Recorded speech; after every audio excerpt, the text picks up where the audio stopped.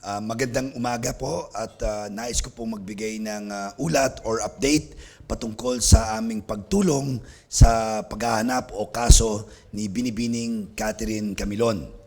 5 linggo na po ang nakalipas mula nung naiulat na nawawala si Binibining Catherine Camilon, October 12, 2023 to be exact.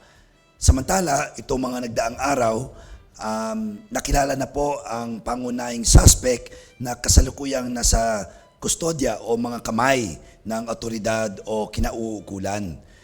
Sa simula, nag-alok na tayo ng gantimpala na nagkakahalagang 100,000 pesos para sa sinuman na makakapagsabi ng kinaroroonan ni Binibining Catherine. At nais kong i-anunsyo ngayon sa pamamagitan ng biyaheng Kapitolyo sa ating himpilan na mananatili ang ating alok na 100,000 pesos bilang pabuya sa sino mang makakapagturo kung nasaan si Binibining Camilon, buhay man o patay. At this juncture, our offer of 100,000 pesos as a reward to whoever can tell the exact location of Miss Camilon still stands, dead or alive. The other day, Chief PNP Benjamin Acorda Jr. has already spoken.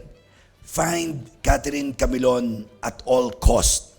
Uulitin ko po, find Catherine Camilon at all cost. Yun po ay ayon sa hepe ng pulisya o Chief PNP Benjamin Acorda Jr. Kung kaya't naislaang namin makatulong sa paghahanap sa nawawalang beauty queen at kababayan po natin mula sa bayan ng Tuwi. At higit sa lahat, ang mabigyan ng kapayapaan at hustisya ang pamilya niya. Mangyari lamang na makipag-ugnayan sa pamilya ng biktima, ang pamilyang Camilon at ang pulisya. We continue to pray that Miss Camilon is still healthy and alive. We also hope for everyone's cooperation. Maraming salamat sa inyong lahat.